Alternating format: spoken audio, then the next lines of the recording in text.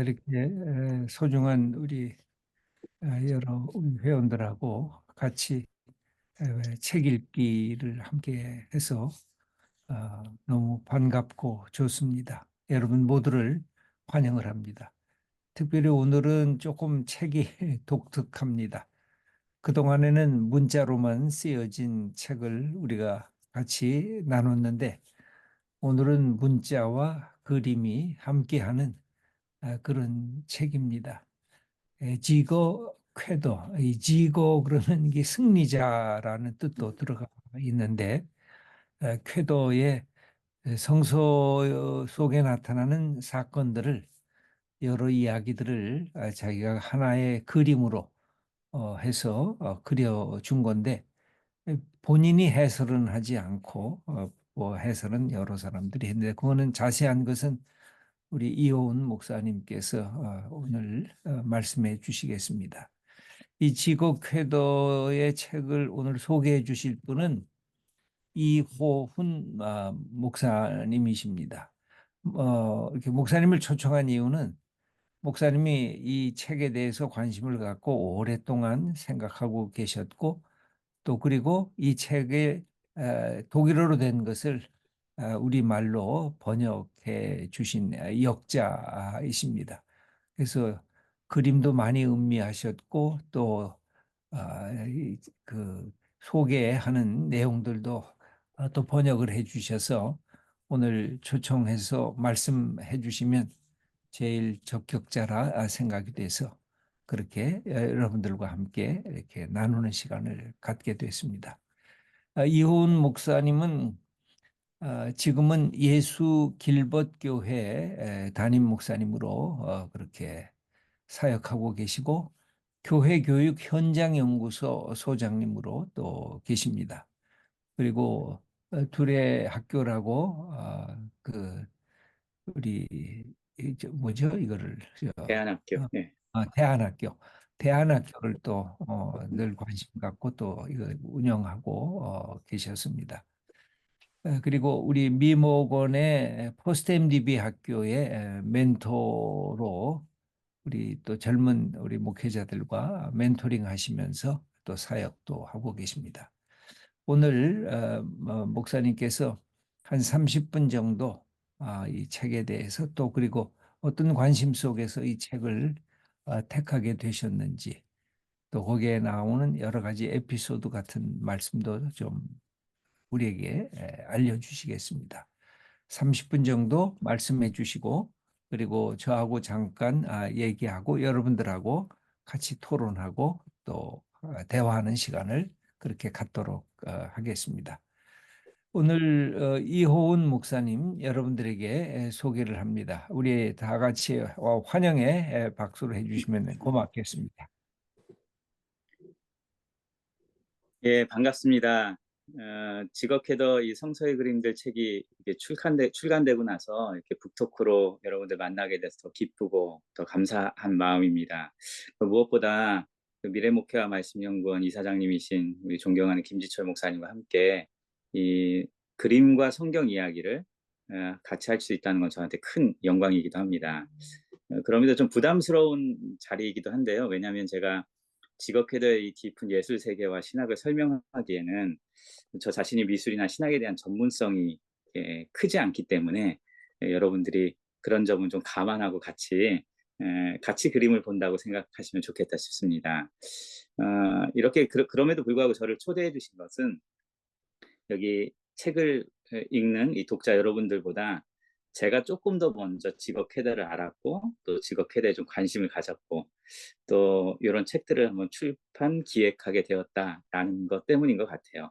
그런 점에서 저한테는 여러분을 만나는 것이 참 복된 시간이고 복된 자리라는 마음이 듭니다.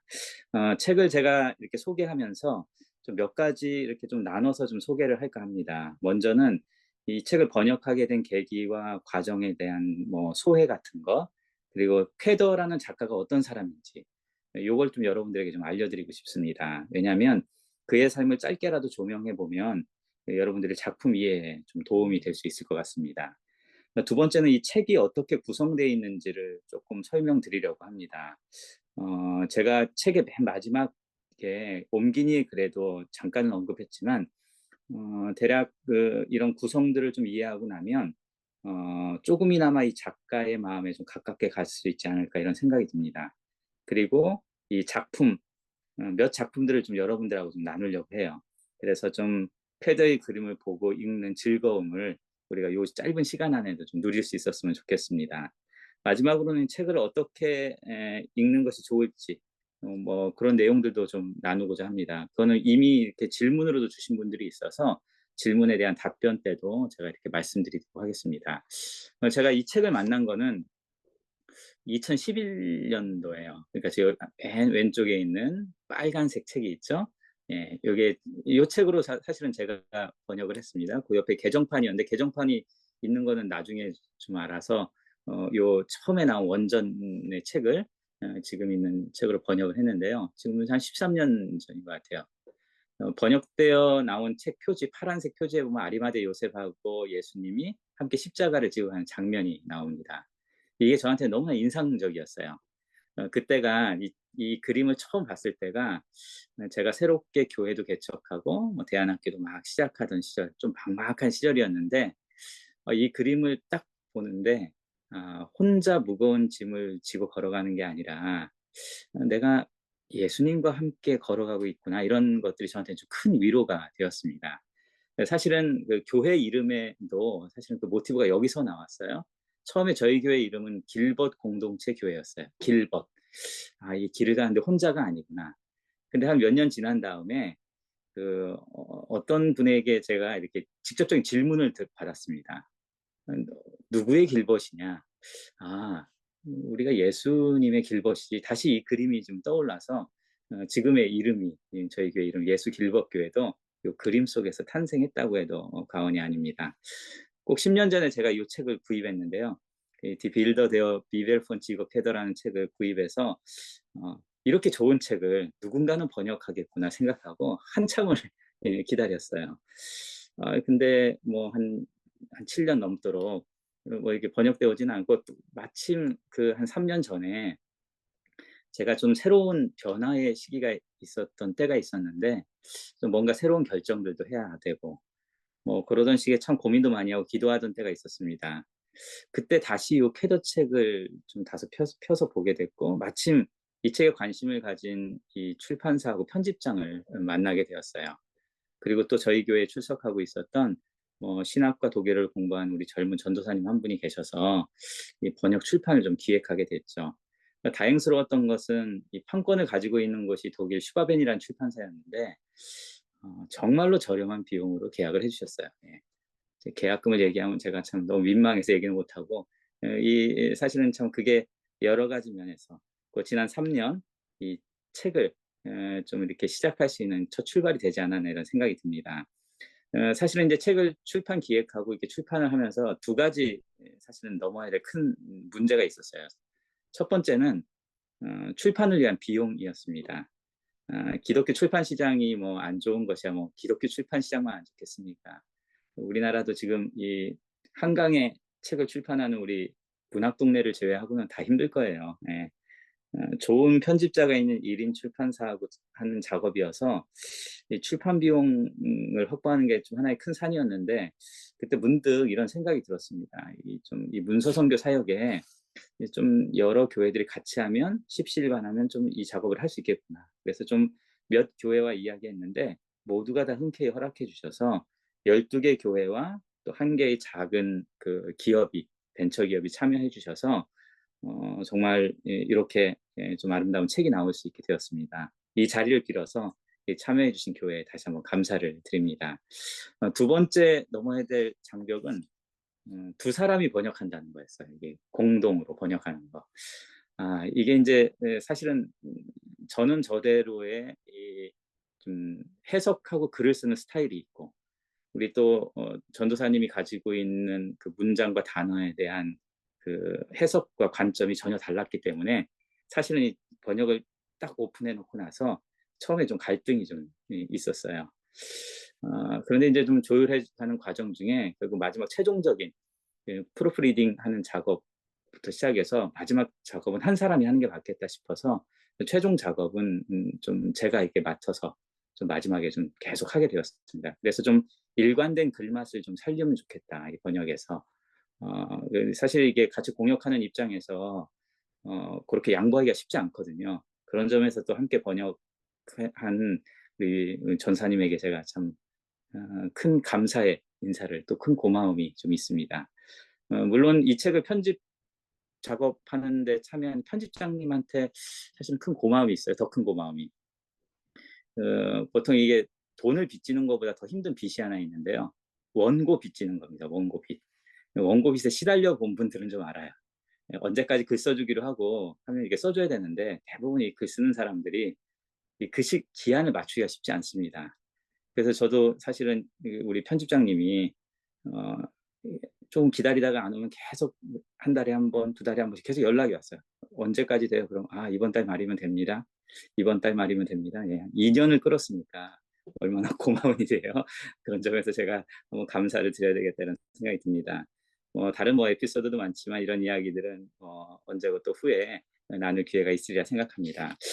이제 제가 좀 지거 쾌더라는 이 작가를 여러분들에게 먼저 좀 소개를 할까 합니다.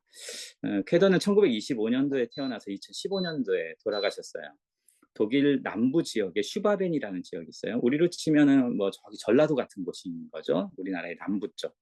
바스알핑이라는 지역에서 태어났는데, 참 이 쾌더에 태어난 시기를 보면 쾌더의 삶이 어땠을지 우리가 알 수 있어요. 당시 독일이 1차 세계대전이 끝난 직후에 태어나서 2차 세계대전을 고스란히 아마 어린 시절은 1차 세계대전이 끝나고 아주 전쟁통에 황폐화된 나라. 그리고 이 청소년기 또 젊은 시절을 시작하던 뭐 15살에서 20살 사이에는 2차 세계대전을 겪었어요. 2차 세계대전 중에는 군복무도 하게 되고 투옥되는 일도 있었습니다. 그리고 이제 2차 세계대전이 끝난 이후에 쾌더의 어떤 젊은 날은 전쟁 이후에 황폐된 조국을 재건하는 그런 시기를 아마 살지 않았나. 그래서 아마 쾌더에게는 이 죽음으로 가득한 세상에 소망을 말하는 성직자가 되고 예술가의 길을 걸어가는 그 전환점이, 그의 그런 어찌 보면은 그 자기 나라가 갖고 있었던 그 비참한 역사의 현장에서 일어났다, 이렇게 볼 수 있습니다. 그 쾌더의 그림을 보면, 그래서 그 중간중간에 나치 히틀러에 항거했던, 그래서 순교한 그 알프레드 델프 같은 신분이, 이제 저희는 잘 익숙하지 않은데 카톨릭에는 아마 우리가 알고 있는 보네포 목사님 같은 분 같아요.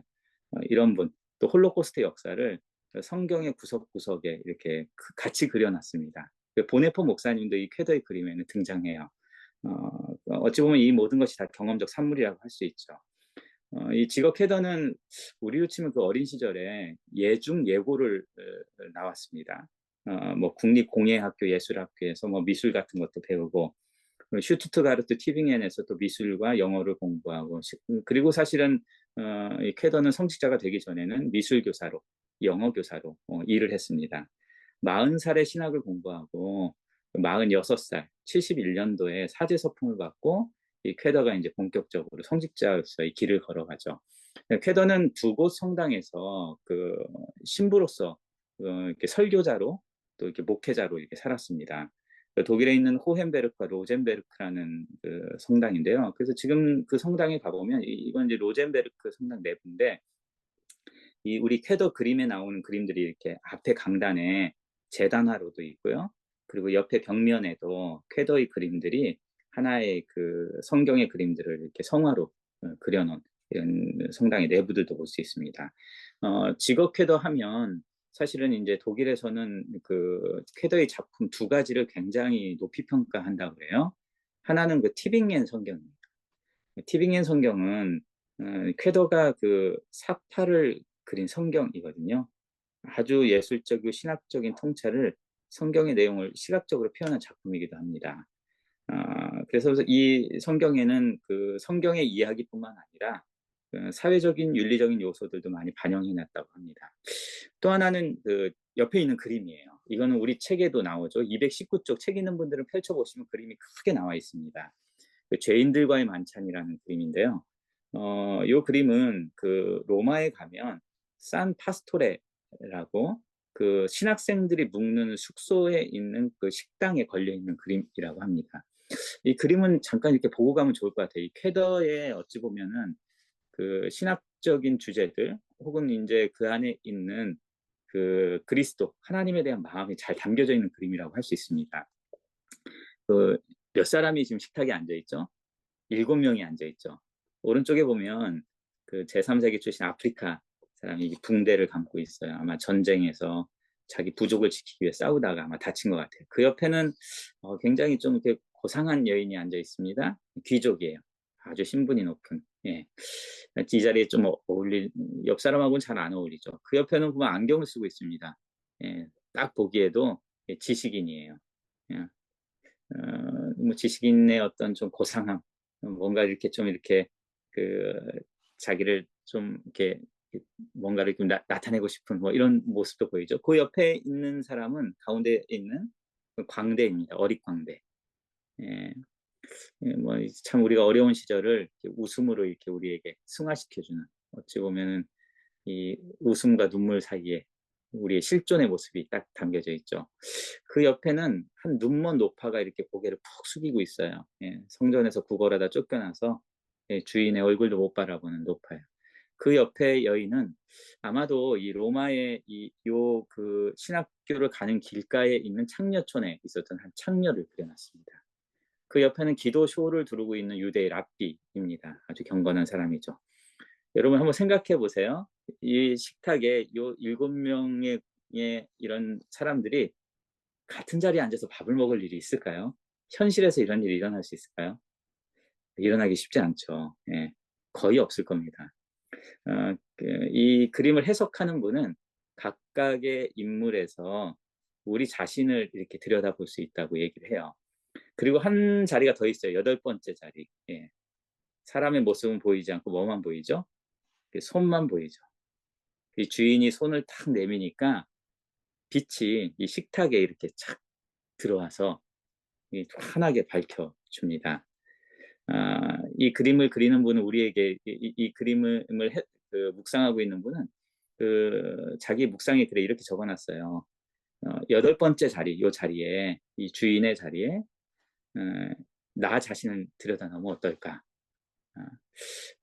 그래서 한 상에 둘러 앉을 수 있는 방법은 이런 방법이죠.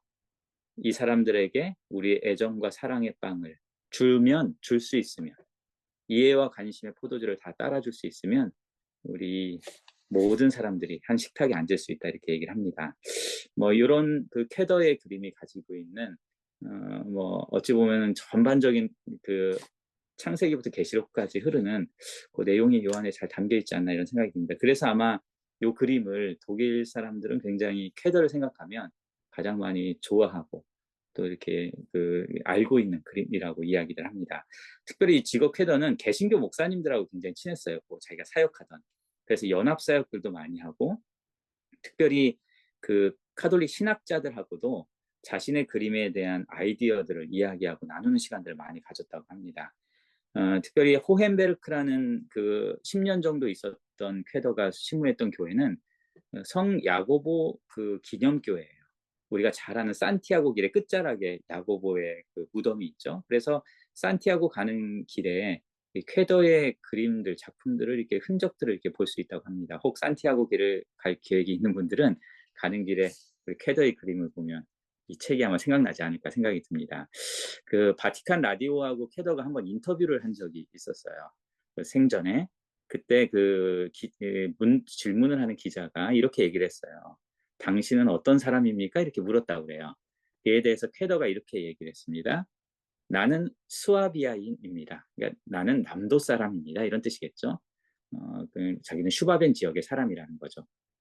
그리고 나는 성직자이면서 그림 그리는 사람입니다. 이렇게 얘기했다는 거예요. 자기를 그 예술가 사제라고 하는 말을 이렇게 별로 좋아하지 않았다고 해요.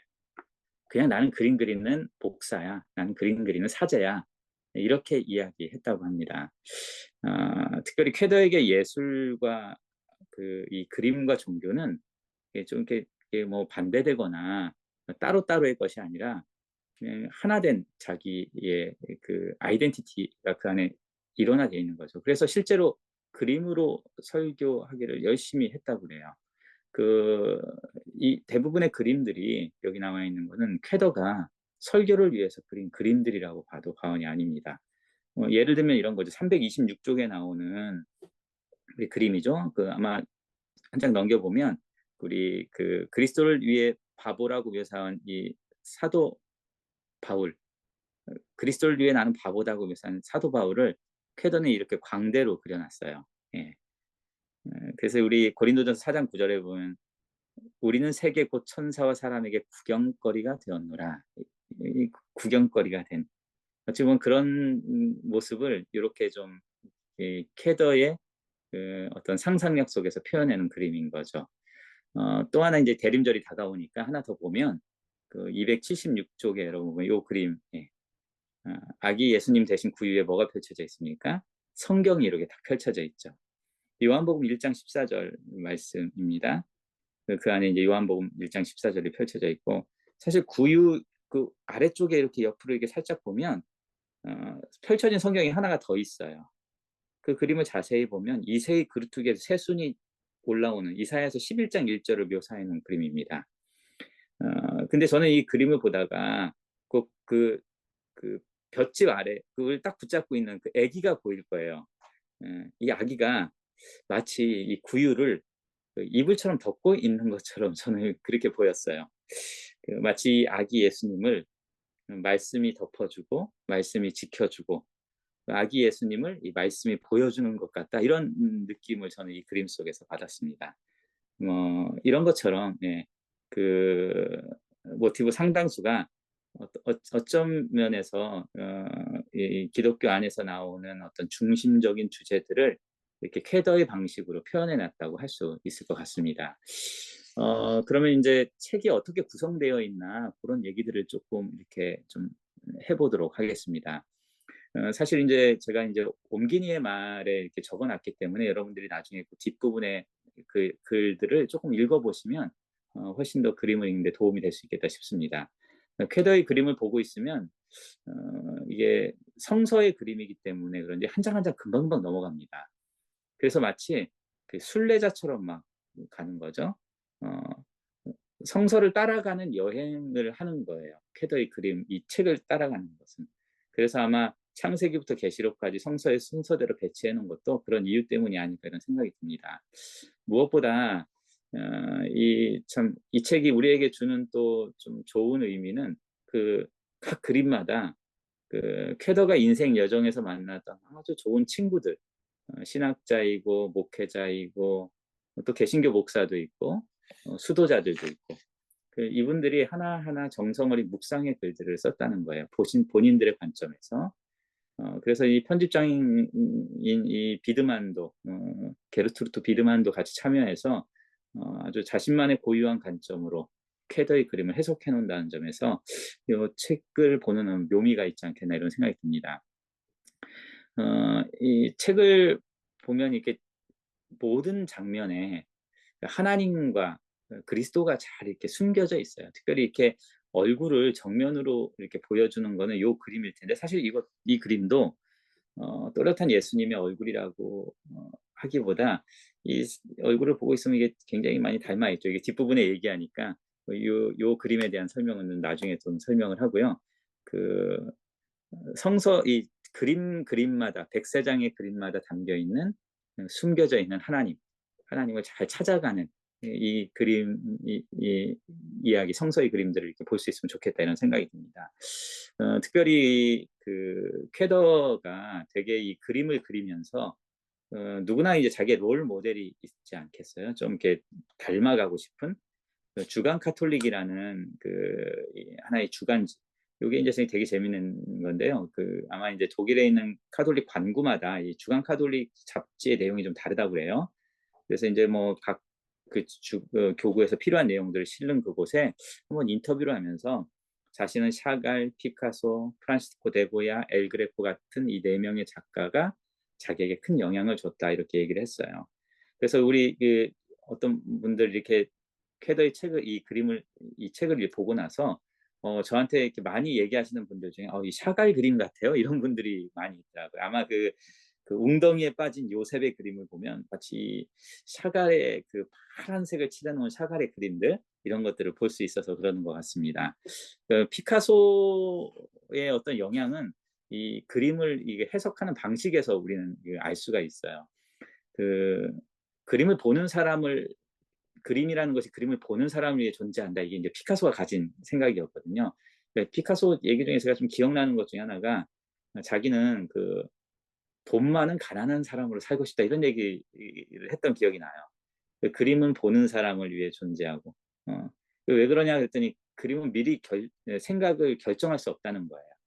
그림은 이렇게 그리는 중간에도 작가인 자신에게도 수시로 생각이 바뀌고 실제로는 완성된 후에도 자기의 마음의 상태가 달라져서 이 그림을 보는 관점이 달라진다는 거죠.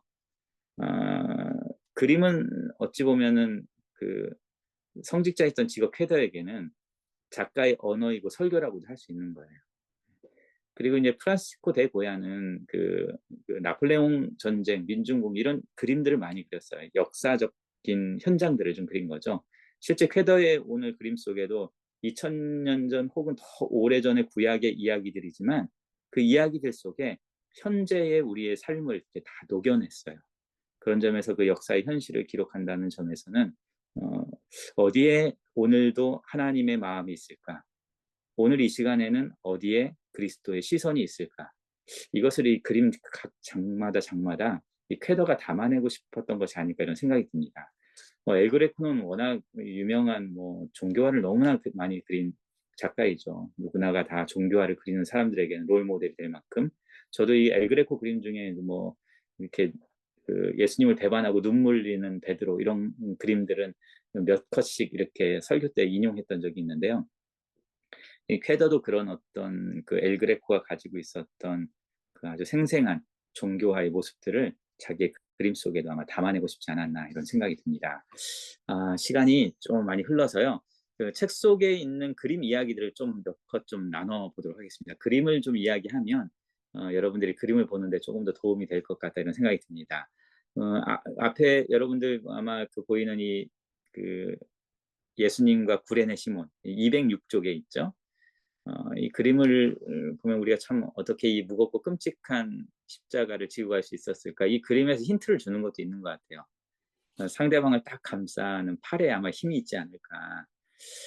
좀 뒷부분에 얘기는 한번 할 테지만 이 손 되게 중요합니다. 이 쾌더의 그림에는 모든 그림에 볼 때마다 그 작품마다 나오는 손을 주목해서 보면 그림이 좀 더 색다르게 보일 수 있을 거예요. 그리고 이 그림을 자세히 보고 있으면 너무 얼굴이 닮아 있어요. 얼굴의 윤곽도 닮았죠. 코도 거의 비슷해. 쌍둥이 같아요. 눈썹, 눈, 입술, 수염까지 다 비슷합니다. 예. 주님을 닮아가야 되는 우리의 그 신앙적인 신앙인으로서의 삶, 모습, 야, 이런 모습까지도 다 이렇게 같이 이렇게 십자가를 지면 닮아가지 않을까 이런 생각이 들기도 합니다. 사실 이제 십자가 이 고난 죽음의 길은 요 걸어가는 길은 사실 예수님만의 길은 아니에요. 그래서 아마 같이 그리지 않았을까 저는 그런 생각이 들었어요.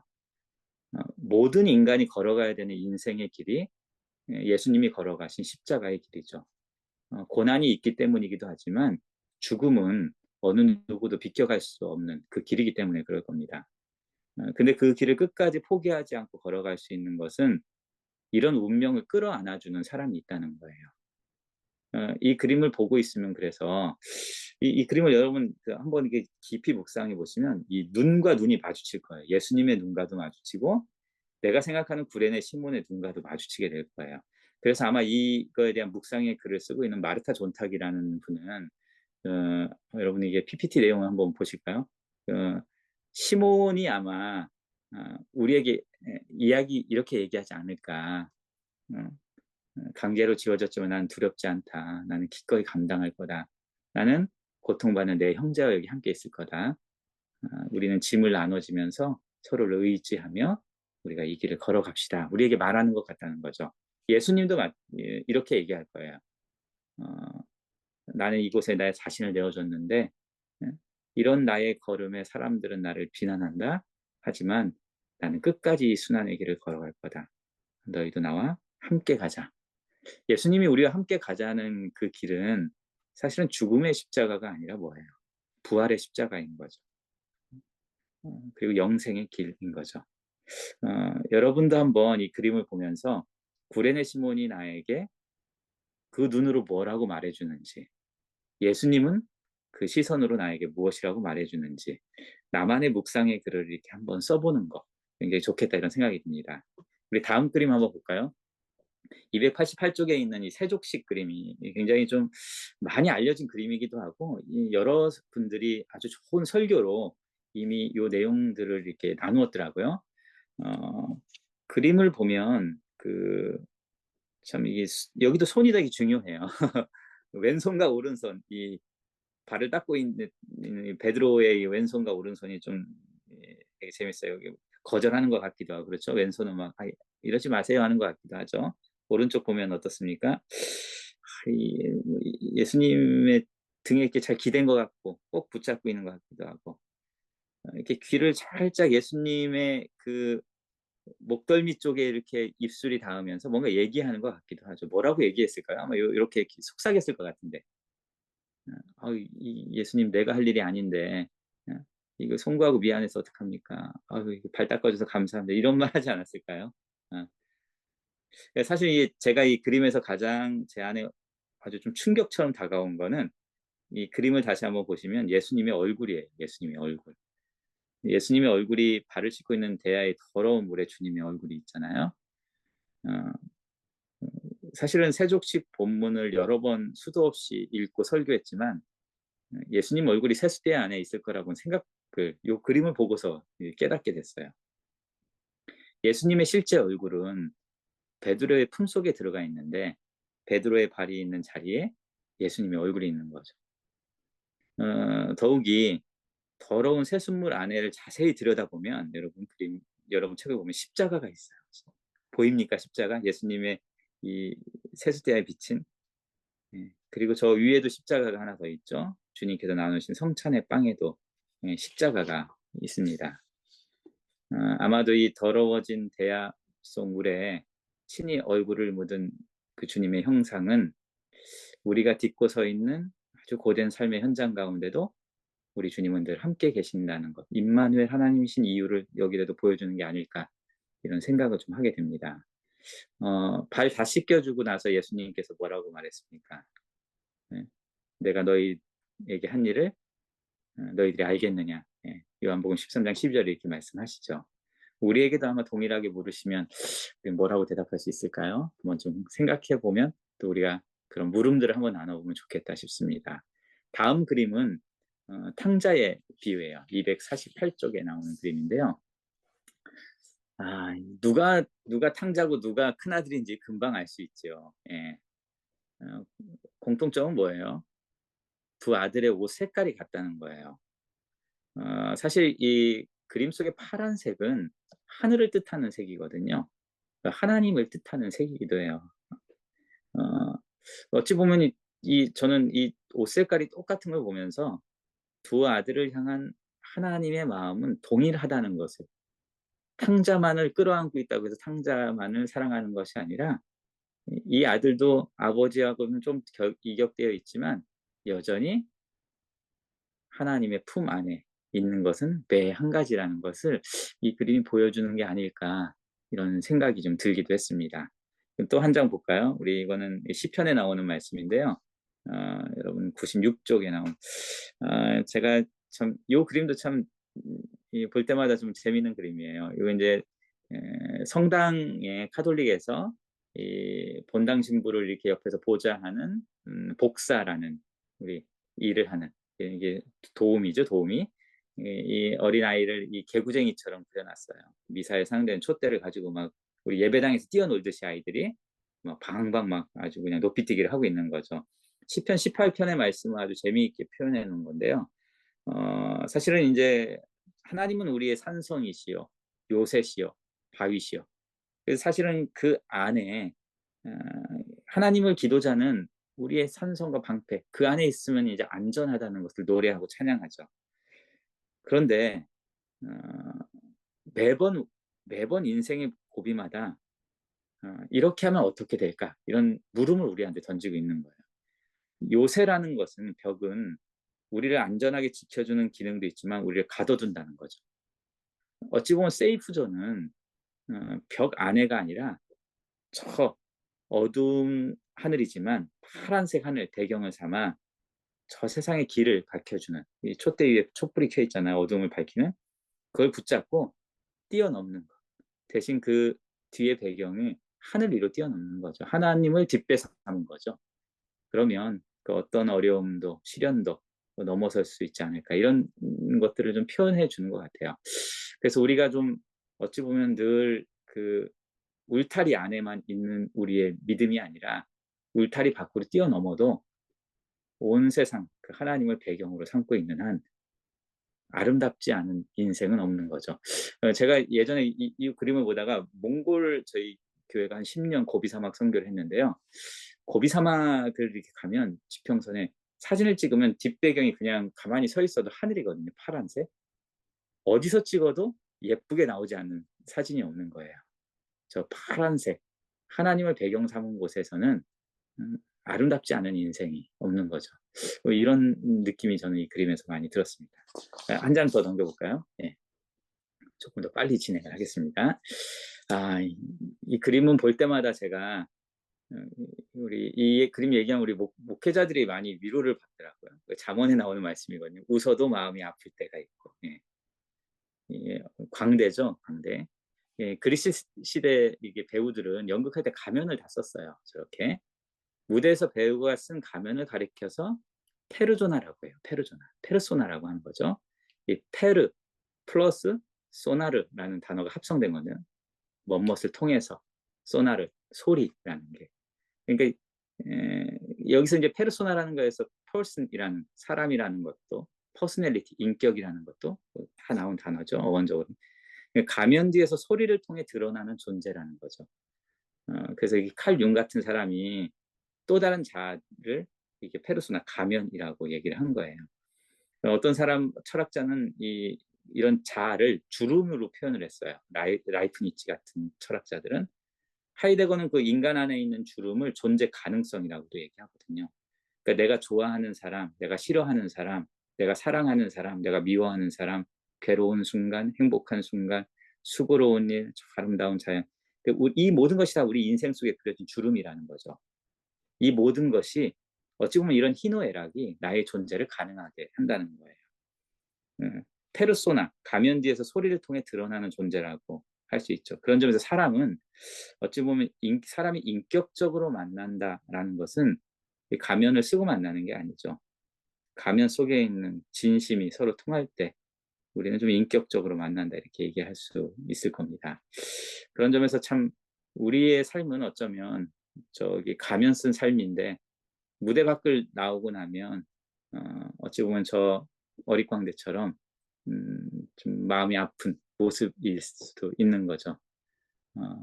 그럼에도 그래서 어쩌면 그 바울이 고린도 후서에 우리의 속사람이 날로 날로 새로워져야 한다 이렇게 얘기한 것도 이런 의미 어찌 보면 우리의 속사람 진짜 모습이 또 보이는 것은 잠깐이지만 보이지 않는 것은 영원하다는 이 말도 어쩌면 그런 우리의 그 새로워져야 될 진짜 모습을 이야기하는 게 아닐까라는 생각이 들기도 합니다. 또 한 장 그림 볼까요? 이렇게 한 장 넘겨보면 188쪽에 나오는 그림인데요. 우리 붉은 외투를 입은 이 한 소녀가 앞에 있는 남자한테 물을 따라주죠. 그리고 시선은 조금 더 이렇게 큰 손을 가진 빵을 떼고 있는 사람을 쳐다보는 것 같아요. 그 큰 손으로 떼주는 빵을 한 흑인 거린에게 이렇게 나눠주고 있는 손이 보이죠. 쾌더는 이 그림 속에 자비를 실천하는 것이 무엇인가에 대해서 우리에게 좀 얘기를 해주고 있어요. 한 수녀가 아픈 사람에게 약을 먹이고 있어요. 저기 보면 그 감옥에 갇힌 죄수를 이렇게 두 손으로 이렇게 쓰러져가는 죄수에게 꼭 끌어안아줘요. 장애를 가지고 있는 어느 외판원이 들어왔는데 한 여인이 매몰차게 거절하지 않고 그를 이렇게 맞아주고 있죠. 저기 포스터에 보면 이렇게 써 있어요.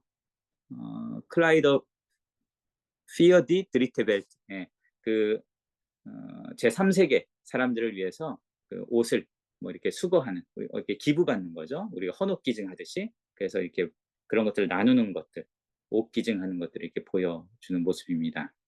음, 어찌 보면 너희가 나에게 먹을 것을 주었다는 주님의 이 말씀이, 우리가 만나는 누군가에게, 이 땅에 꼭 주님의 사랑이 필요한 사람에게 나누는 이 행위가 어쩌면 그리스도를 우리가 먹이는 행위이고, 우리가 그리스도를 우리가 정말로 맞이하는 모습이기도 할 수 있다, 이런 것들을 얘기해 주는 겁니다. 다시 그림 한 장 더 보면, 294쪽에 나오는 그림인데요. 동방정교회의 우리 최고 총대주교, 개신교의 목사, 교황 각각, 예수님의 수의를 이렇게 한쪽씩 붙잡고 있죠. 요 내용을 쓰고 있는 글귀에 보면, 이 경건한 복음이 서로 나뉘어 있는 교파들 사이에서 그리스도의 몸도 찢길 수밖에 없다, 이런 의미도 읽히지 않냐, 이렇게 얘기를 해요. 여러분, 이 그림을 자세히 보면 십자가의 밑둥만 보이거든요. 그렇죠? 맨 위에 보면 십자가의 밑둥만 있죠. 근데 자세히 보면 이 십자가의 그림자가 예수님의 수위에 이렇게 비춰지는 걸 볼 수 있습니다. 이 검은 그림자가 향하고 있는 건 누굴 향하고 있습니까? 저기 그 붉은 깃발을 든 그 흑인, 예. 어찌 보면 무엇인가를 갈망하는 그 사람에게로 예수님의 십자가가 이렇게 비춰지고 있죠. 교회와 우리 그리스도인들에게 묻고 있는 것 같아요. 어찌 보면 요즘같이 분열된 우리 사회에 다시 한번 말해주는, 특별히 저희 대한예수교 장로의 통합축교단이 가지고 있는 에큐메니컬 정신하고도 잘 맞는 그림이 아닌가, 이런 생각이 듭니다. 이제 마지막 그림입니다. 이제 마지막 요 그림은 그 오순절 성령 강림절을 이렇게 표현한 그림인데요. 맨 앞에 베드로가 나와요. 베드로가 어, 머리 이렇게 내밀고 있죠. 거기에 보니까 유앙겔리온이라고 써 있어요. 복음을, 베드로가 어, 자기가 첫 번째 교황으로서 자신의 지위를 내세우지 않고 어, 복음을 가장 먼저 앞세웁니다. 왼쪽에 보면은 그 창문에 개신교 목사님 보네포 목사님이에요. 이분은 그 가운데 보면 노란 옷을 입은 분이 있죠. 이분은 이제 교회 일치를 위해서 애썼던 동방정교회의 총대주교였던 아데나고라스라는 분이 거기 있어요. 부활의 초를 들고 있어요. 보네포 목사님은 말씀을 들고 있죠. 우리 개신교는 또 말씀이 중요하니까. 그 옆에 있는 빨간 옷을 입고 손을 이렇게 아래로 내면 교황 23세입니다. 하나님의 영이 이 창문을 통해 들어오도록 세상을 향해 창을 활짝 열어놓은 거죠. 자, 그 위에 보면은 젊은 청년들이 있어요. 청년들이. 교회의 미래예요. 창문에 플랜카드를 딱 들고 있는데 뭐라고 들고 있습니까? 샬롬이라고 들고 있죠. 그리고 그 옆에 이렇게 써 있는 글귀가 하나 있어요. 이게 이제 파셈 인 테리스라는 단어인데요. 이게 영어로 이야기하면 피스 온 얼스라는 거예요. 이 땅의 평화가, 이 땅의 평화. 1963년도에 교황 23세가 카톨릭 교회에서 선포했던 아주 중요한 선언이에요. 이 파셈인 테리스라는 게 이 세계 평화와 인권에 대해서 아주 큰 선언을 했죠. 실제 그 선언은 지금까지도 유엔에서 국제 평화에 대해서 논의할 때 참고할 만큼 그 선언이 지금도 영향을 미치고 있다고 합니다. 이 글귀를 딱 보고 있으니까 저는 이 성탄의 메시지 하나가 딱 떠올랐어요. 하늘에는 영광, 땅에는 평화. 그 전쟁의 한복판에 있던 이 냉전 시기에 교회가 주는 이 메시지가, 이 복음이 세계를 움직이는 힘이 되었었죠. 요 선언을 했을 때가 막 쿠바가 미사일을 막 쏘고 막 했던 막 1962년도거든요. 최근에 이제 우리 한국 개신교가 보여주는 여러 가지 선언이 있었어요. 로잔에서도 있었고, 뭐 10월 27일에도 있고, 이런 모든 것들이 다 좀 공허하게 느껴지는 것은 진짜 복음을 잃어버려서가 아닐까, 이런 생각이 좀 들었어요.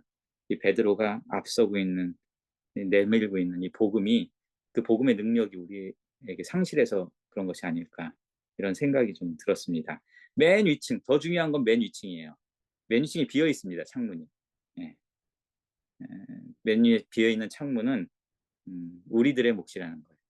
우리들이 채워야 할 그리고 그 창문을 통해 성령 하나님께서 쫙 들어오셔서 정말로 그 안에서 그리스도의 영으로 충만한 세대들이 일어나기를 바라는 그런 그림이라고 할 수 있을 것 같습니다.